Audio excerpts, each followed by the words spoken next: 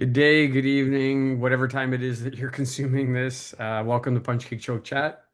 We're experimenting today with a new type of format that we thought people might find interesting. Um, you also might think we're dead wrong as we go into this, and we want your comments and we want to hear about that too. But I'm joined today by my longtime student, Robert Chlumsky.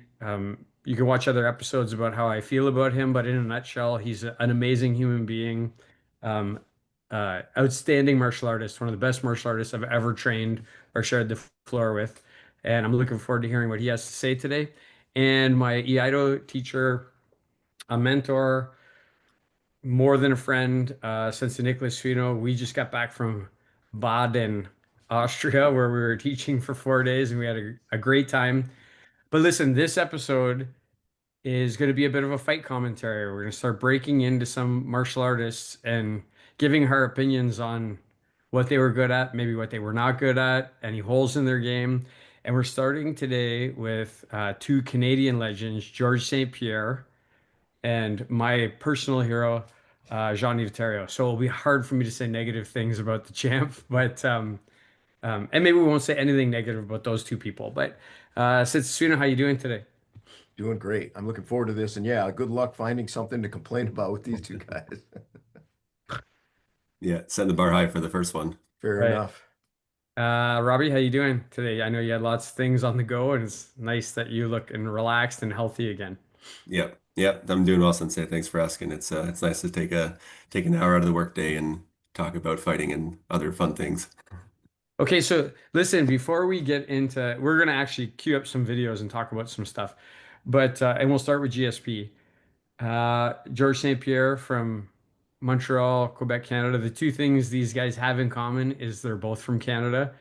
They're both apex predators in their sport. They dominated their sport for a really, really long time. Um, they're actually, if I say they're both Canadian, they're actually both French Canadian.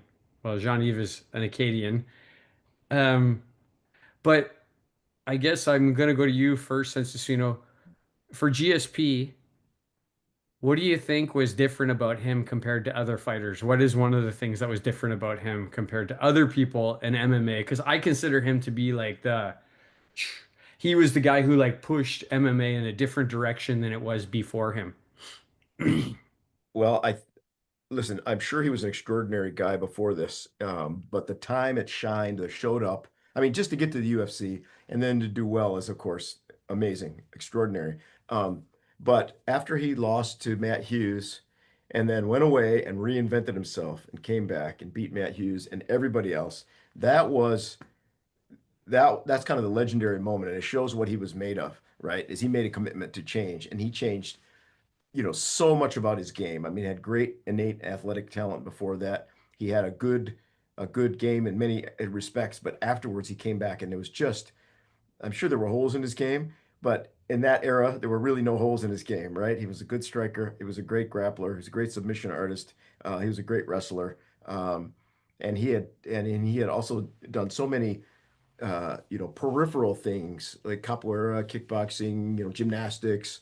I think the guy just came back and kind of did what everybody should do if they want to be at the top of that game is he looked at every aspect of his game. I'm sure he was studying his nutrition, his aerobics, his fitness, his sports psychology, and he put it all together and just came back and kind of never looked back. He didn't. I don't remember. I could be wrong. It's been a bit, but I don't think he ever had a lukewarm fight after that. I mean, it wasn't that he was a, Stephan Bonner, stand in and punch exciting kind of guy. He was just a guy who was dialed in and using his game plan and going from beginning to end. That's kind of how I see it. Yeah, maybe Carlos Conduit and Johnny Hendricks could be two fights where people might say those were fights for him, but not the other guy.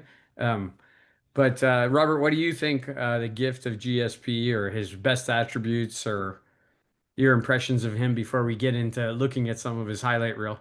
Yeah, I mean, some quick impressions. I mean, knowing what I know about him, he's kind of the guy who didn't, a lot of people in UFC and fighting historically, they kind of come in with one art and then they pick up the others on the side. But he really did a great job, as since this kind of alluded to, of really integrating everything and not leaving a lot of holes in his game. He really didn't just train in one art and pick up another. He really mashed them together in a way that was pretty seamless. Um, I've seen a few videos where he talks about his, rolling in the gym and the way he trains, where he basically trained in the gym the way that his fight was going to be. So if it was going to be, whatever, 6 5-minute rounds, he trained 6 5-minute rounds and then left because he said, I want to know exactly how I can push myself. And so really strikes me as a very, very smart, fighter in the sense that he was very regimented, set his training exactly to what he needed to do, trained specifically, for a particular goal, whatever it happened to be, and really just push himself within those limits and knew kind of exactly, where his weaknesses were, where the holes were, if any, and how to train for exactly what he was trying to do. So yeah, it definitely strikes me as a very intelligent guy and the way he trains and the way he fights.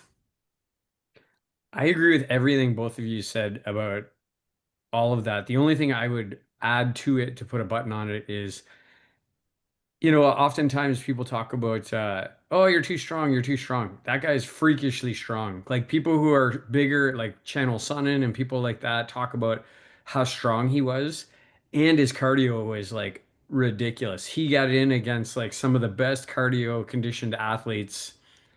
You know, um, the Diaz fight. Diaz is known to have like amazing cardio.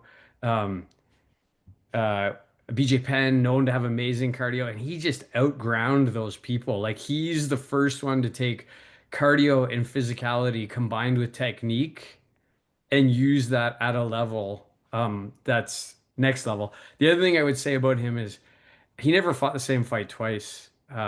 Every opponent he was going to fight, he came up with a strategy for specifically for that opponent. And I think that speaks to both GSP and the people who were training him, that he had the people around him that they could actually come up with a specific game plan for a specific person. The last gift I would say about GSP before we look at a bit of a highlight, and since you and I have been talking about this a little bit, where there are fighters who do martial arts to become fighters, and then there are martial artists who happen to become fighters. And GSP to me, he is a martial artist. Like what we were just talking about, loves BJJ, loves wrestling, loves karate, loves boxing, always seeks out the best of the best, and really just enjoys the training and learning that martial art, and then happens to go and fight and dominate everybody with the fighting. And also, I never seen a female or a male for that matter that ever looked at him when he was in the ring and said, "Oh, he's hideous. He's so hard to look at." Right? Anyway, Robert, call up that highlight reel and maybe be ready to hit stop if any one of us, and you yourself, just stop it if there's something you want to comment on. Probably get 2 seconds in. Yeah. All right, here we go.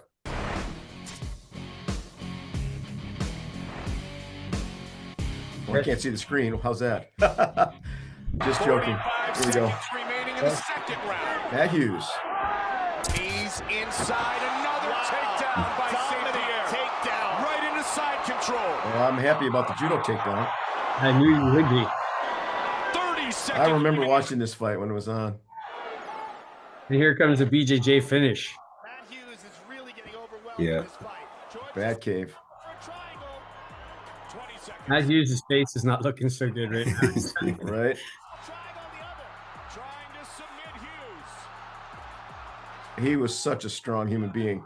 It's absolutely amazing that. Okay, let's stop there for a second, right? Yeah, man, that was a great fight. Holy cow! Yeah, it was like 3 attacks in one at the very end. Right, that was his comeback fight because his first fight, Hughes beat him, and GSP said he couldn't even look him in the eyes because what we just witnessed there was the death of a hero, right? Because GSP always said that Matt Hughes was his hero. He idolized him, and it's hard to kill your heroes, but he just did it right in front of us. And in the day before this, Matt Hughes was such a legend. It was a fairly early days in the UFC, and he just swept everybody. He was so strong, right? But the game evolved so much after this. Like you said, this is kind of GSP ushering in a new era of complexity of a complete game. That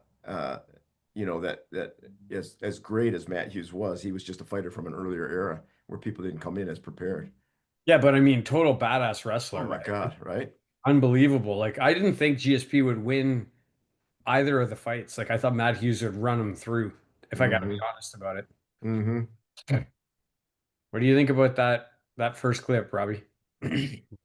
He just looked very, I don't know, smooth and natural. Like that takedown was smooth. Everything after that was smooth. It didn't look like he was, struggling or trying to figure out what to do. He was just moving, just attacking multiple angles at once. It just that training really shows at the very end there.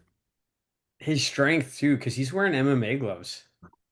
Like getting a Kimura or even he switched to an armbar, but like with those MMA gloves, it's not an easy thing to do. He must have some grip strength and some core strength to do that. Yep. Yeah. Yeah, especially Nogi and you're sweating and slipping. You know how hard it is to actually grab an arm and finish it, especially under pressure like that. And yeah, he just made it look easy at the highest levels. Yeah. What's that throw? Since the sooner, what do we call that throw in judo? It's a version of Harai Goshi, hip sweep or leg sweep. Um, You wanna watch it again real quick? yeah, let's see that one more time because normally people do it with a gi on, right? Yep. It looked like he might have had his foot down, which would make it a Tayatoshi. Um, I couldn't tell whether he swept. Did he sweep with his? So he started like a Harai and then he planted his foot at the end, I think. Look at Uh, his landing position too. Fabulous. For the people who say about like, oh, judo, blah, blah, blah, and I say, I hit you with the earth and they're gonna land on a part of your body that you don't want them to land on. Imagine that same throw with a t-shirt on the sidewalk. Yeah, yeah. Everybody's worried about somebody taking your back, but if you have an underhook, I think, and you're fairly good at judo, then I think you're not that vulnerable to it.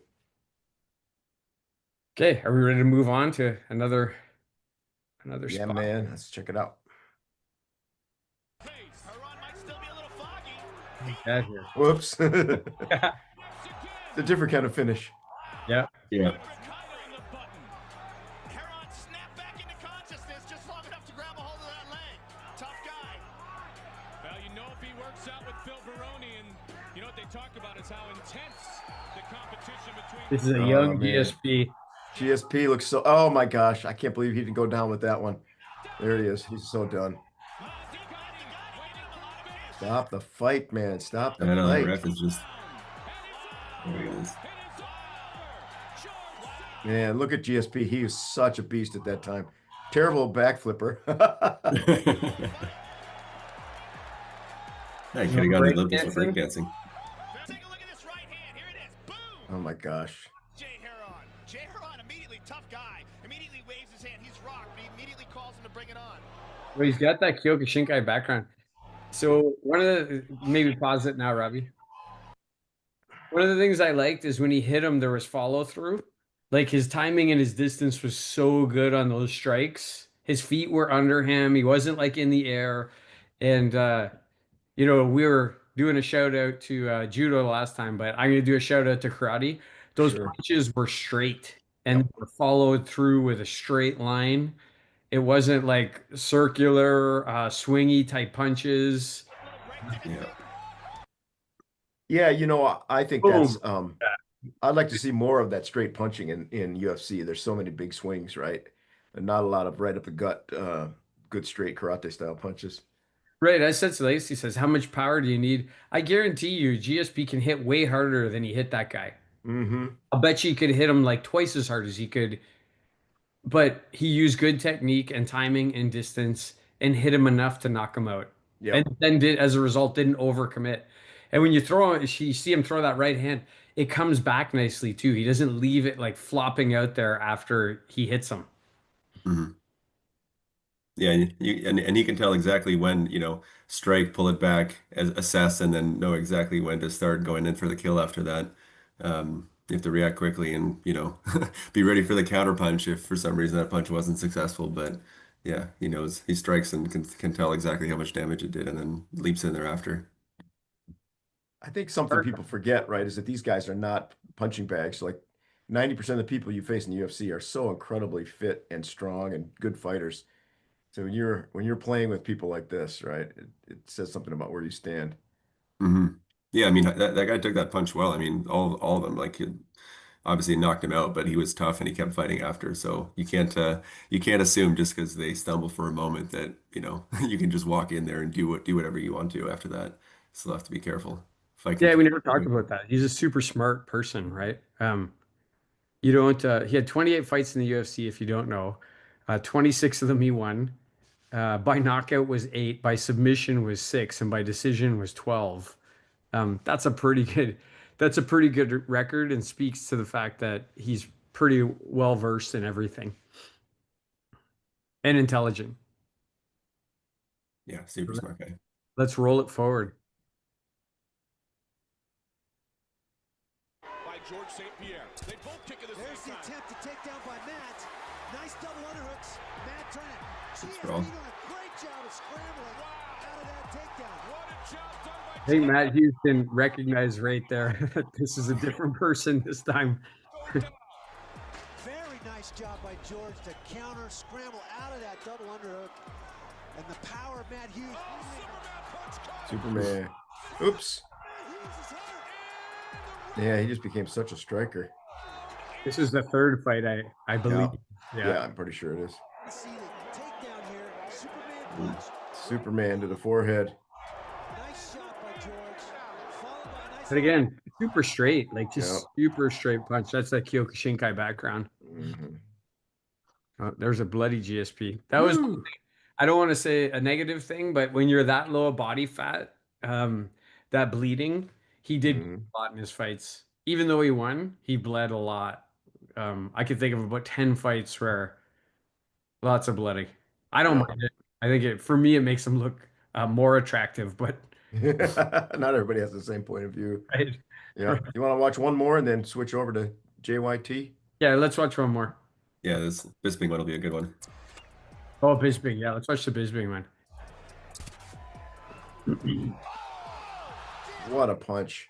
That was a left. Taking him down with I the remember elbows. this fight. You're at my house, were you not, Robert, when this fight was on? I think I might have been, yeah. Yeah. I remember my house freaked out because he sets this little trap right here. He just relaxes, lets him try and stand up, and then takes his back. Here it comes. I'm not sure Bisping was all there at that point. 20 elbows later, yeah. That's so deep. Oh, man. Oh, put him out. That's that gladiator look walking Man, he around. looks good in that picture. There's a poster. But interestingly, in that picture, maybe pause it, Robbie. He's a middleweight, so he's gone up from bantamweight. That was his first middleweight fight because he came out of retirement to do this fight. Ooh, that gash doesn't look good. That cut. Wow. Yeah. There it is. But there's nothing about him that looks like he's fat, out of shape. His cardio is not good. It only looked like he was bigger and stronger. And then I'm like, I remember watching this fight and thinking, maybe he should have fought at middleweight the whole way. I would have loved to have seen him fight somebody like Anderson Silva at middleweight. Would be an amazing fight. Yeah, that was a fight. That would have been an absolutely delightful fight. But he's done, right? He's been out of the game for a long time. He said he's not coming back. I mean, I can't imagine how much money they'd have to give him to come back. I'm sure there's a number. Yeah, because he's already got fuck you money. So like, Right? what do you got to give him then? Like, And now why would you take a chance at, brain damage or, physical debilitation? Outside of all of that, the two guys, I remember the two guys that I really disliked when he was going to fight them. One was Bisping, Mm-hmm. and the other one was Josh Koscheck. Mm-hmm. Just because they trash talked him as a French Canadian, and they really Yep. threw disparaging remarks. And I remember the one off the scene thing where GSP and Bisping were in Toronto there at their Hockey Hall of Fame, and that was the moment when I felt GSP was going to win because they were trash talking each other off camera and somebody captured it. And GSP just looked at him and said, "Are you crazy, man? Do you think I'm afraid of you? Do you think there's any world where I'm actually afraid to fight you?" And I was like, "Oh man, that's it." That's crazy. Yeah, I didn't care for Bisping much. It's funny. people talk different trash and sometimes it resonates with you. Like I love Conor McGregor's trash game. It's so fucked up and it's so calculated, right? Like he set out to be like that and he just does such a great job of it. But Bisping always rubbed me the wrong way. Koscheck too. Um, right? Just the kind of trash they talk. I don't know. It's just irrational. There's no reason to say one's better than the other, but I was ready to see GSP beat Bisping in that fight. I Well, was gonna say one of the things I like about GSP that I mean, there's probably a few exceptions, but in a lot of the trash talk videos, like the prep fights, all that stuff, usually other person's talking trash, and GSP just says something like, "Yep, I've been training this, I've been working on this." He just talks about what he's doing, not what Make the the other list, person's doing or why they right? suck. It's just, "Yep, here's basically Hmm. here's why I'm gonna win," but it's not about the other person; it's about my training, Yeah, and I appreciate that. That's the martial artist side, right? I agreed. mean, for there's sure. a time and place for trash talk, but in general, that's a good approach. Yeah, and another guy who was like that was Jean-Yves Thériault. The champ never trash talked people. He sat there quietly. I remember when he fought Rick the Jet Rufus, and he like threw all this ice on him, and he just stayed like calm, cool, collected, had his glasses on, his nice tie, relaxed. And as we're gonna go into this, I want to remind everybody that while GSP's record was very impressive, this next record is like, sorry, fucking ridiculously impressive, right? Total fights 73, wins 69, KOs 61. What? One draw, and he has six losses, and some of those losses are kind of questionable. And he fought of his time anybody who is anybody. He fought them. um, Luckily, we've all had the chance now to not only meet him but become friends with the champ. And I can tell you, he no longer calls himself the Iceman. He calls himself the nice man now, not the Iceman. And he is so impossibly nice. Just a wonderful guy to hang out with. We're Yeah. we're really blessed. Yeah. Yep. What about Yeah, you, that Robert? was What do you want to say about him, the champ? yeah. I was gonna say a couple of the events. I remember last time I was helping out with Capital Conquest, helping with some of the video work for Hunchitarian, and um, yeah, of the two people of the instructors that came up and just made a point to say, "Hey, like Robert, thank you." One of them was Jean-Yves Thériault, and I was impressed that he knew my name, knew who I was, came up and shook my hand and said thanks and had a little conversation with me. And I thought, oh my goodness, what have I done in my life to be here talking to the champ? And he knows who I am and is saying these things. So anyway, super nice guy. He is very much now the nice man. Really happy I got a chance to meet him. Let's tee up his highlight reel. He held his title for 15 years, one of the longest in kickboxing history. He defended his title 23 times. Um, and he was 160, 165 pounder when he was fighting. Here we I go. watched it over and over again.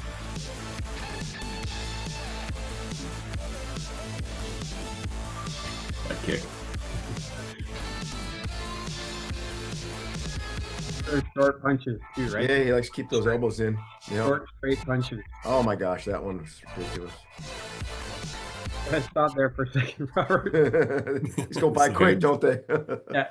Well, there's some repetitive things happening here, right? One thing I would say, and I'm gonna say it when I'm watching, this is what I see, but I also had the opportunity to talk to him about this.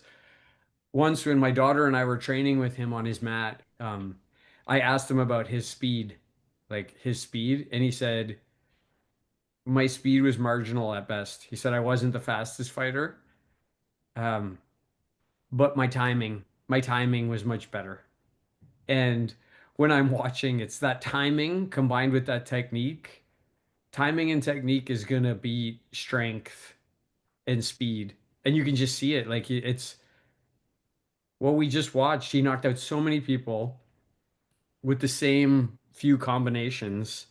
Obviously, they're very powerful too. But anyway, that's one of the things that I want to say. His timing is impeccable, and his technique is amazing. And he's not using super flashy things to get the job done. Yeah, I was on his mat at the last event we went to. Uh that would have been Capital Conquest. And he has drills for all that stuff. The timing you're talking about, the timing and angles, and it's simple drills. I was lucky enough to be paired up with one of his top guys right now, and that's intimidating enough. But just being able to feel that speed, work with somebody and see their speed and angles, and you see it at work here. Look at even a still photo about how you can just even tell how he's like in repose, right? He's very calm and focused, even in that moment. You can just see where from his stance, and I love that when you pair it with those, with those close elbows that he keeps and short punches. It has a lot to do with how he can close the distance, right? And the timing you were talking about. Mm. Yeah, I love his. I'm partial to the roundhouse kick because his body just doesn't move. It just kick comes out of nowhere. There's no telegraphing, no clues given. Just yeah. It's also, I'm going to say the one of the ways that you throw it, Robert, and I throw it, and Sense of Legacy taught us to throw it, it's that front leg roundhouse kick. It's like boom, boom, whap. Like it's not always coming off the back leg. He gets a lot of power off of his front leg. Um, yeah, I have another comment, but let's roll the tape a little bit and see what else we see. Well, more knockouts is what we're going to see. But More Oh my knockouts. gosh, that was a punch. that was the fun. Jean-Yves Thériault, the Canadian kickboxing legend. His professional career spans almost 18 years. Sure. That guy doesn't want to get up. Wow, man, look at that. That was a chin shot. Yeah, the front leg. Roundhouse kick. Front leg round.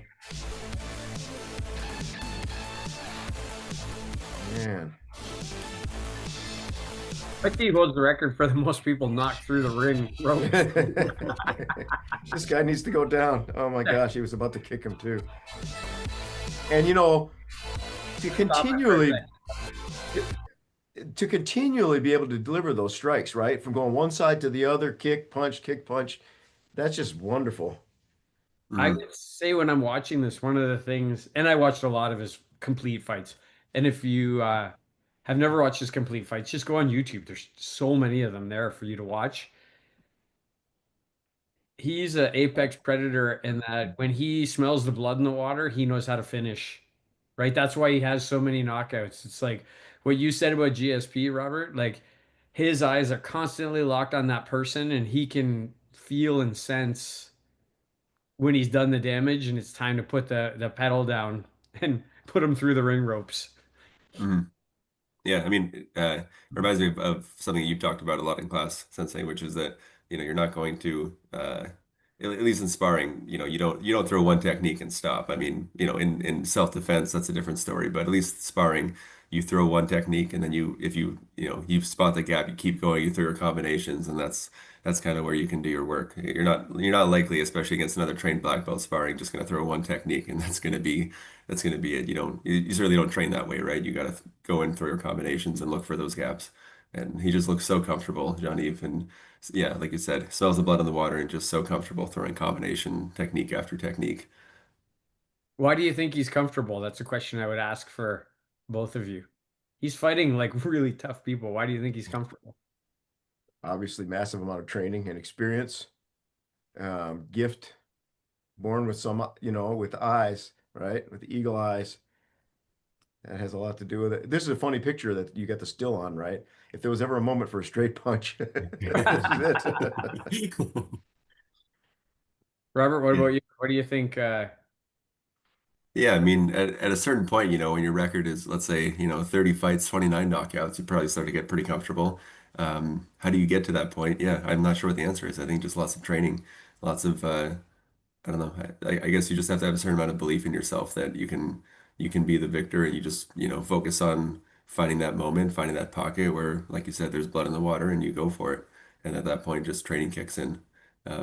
Yeah, I think just having enough training with really tough people that once you get in the fight, it's just another fight. Maybe stakes are raised a little bit, but you don't think about that. You just train and look for the kill, metaphorically speaking.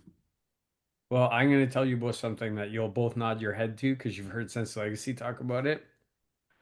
Jean-Yves' defense was impeccable. His Mm, elbows were in and he was relaxed. That's why he could watch and find the shots that he needed to find because his defense was so good and his movement was so good.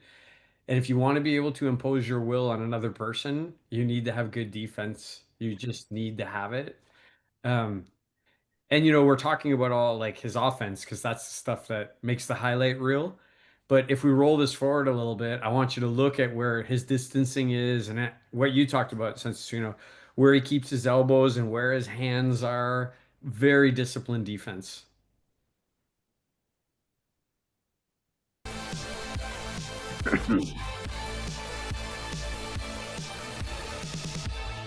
Throw someone, got to find a clip where someone else actually throws a punch at him. That's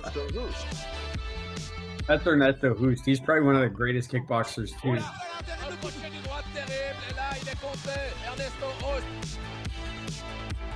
Fighting Thériault was definitely the best.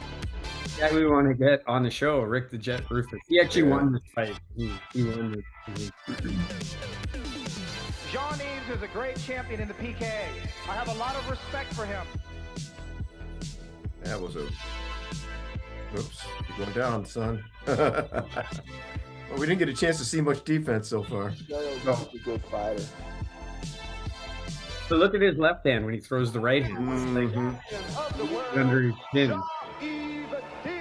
Yeah, even there, like right hand food on his chin as he throws his left.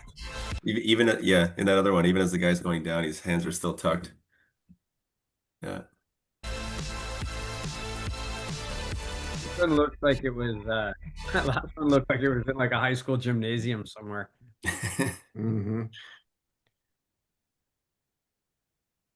There's not a lot to say in that realm, right? He was just superlative. Maybe we could beat him grappling. I don't know. Yeah, he is a black belt in jiu-jitsu too. If you don't. Oh shit. Well, that's not helpful. I will say that because when the champ fought, he wouldn't. There were some rules about you have to wear a black belt, and he wasn't a black belt, and he wouldn't wear a black belt when he was kickboxing. He just wouldn't do it. And when he retired, he went back and got his black belt. Like, again, a real martial artist, right? Not a guy who loves martial arts. He still teaches martial arts. Even though his fighting career is behind him, he's a martial artist. Why would you go back and get your black belt in jiu-jitsu? Japanese jiu-jitsu, like stand-up jiu-jitsu, not BJJ, traditional jiu-jitsu. Why'd you go back and get your black belt after being a whatever 30-something time world champion, unless you're a martial artist and not just a fighter? And I don't want to say just a fighter because it's hard to be a fighter, a professional fighter. Right. I'm not trying to diminish that. Yeah. We'll have to send him the link to this episode when we release it. I don't think he'll mind. It's sort of a it's a fanboy, 15 minutes of fanboy on JYT on this one. Cool. Well, let's wrap it up, guys. We got about 2 minutes. Yeah. Super fun to do this. I look forward to future episodes where we find some people that we can maybe poke some more holes into. We started out with two really, really good fighters. Well, Bart said hi for this first commentary. Maybe the next one we'll do Muhammad Ali. Oh gosh. And I'm gonna have us look around for some we'll do some judo highlights and stuff too. That'll get you guys out of your comfort zone for a bit. That would be good. And so listen, when you do watch this, if you disagree with anything we're saying, put it in the comments. We wanna hear your wrong opinion. You can argue with reality, but what's the thing says sooner? You can you can argue with reality, but if you do, you're wrong. Unfortunately, it's only 100% of the time. Right. So if you want to do that, the other thing you could do is you could also just if you want us to do a fight commentary on someone, send us a link and send us a name, and we'll do a fight commentary on that person for you. 100%. Yeah. So as we go out, we always like to thank the people who help us. And today it's Robert. He's the guy doing the tech. But also we want to say thanks to Andrei Sedyshev, Sidney Dauphin, Justin Shea, Dan Holland III, Christiana Landau, and the newest, Andridian Stavros, and Emily Ruth Driscoll, who does a lot of the marketing efforts for us. Indeed, she does. Very helpful. Yeah. So thanks, everybody. Thanks, everybody, for watching. We'll see you in the next one.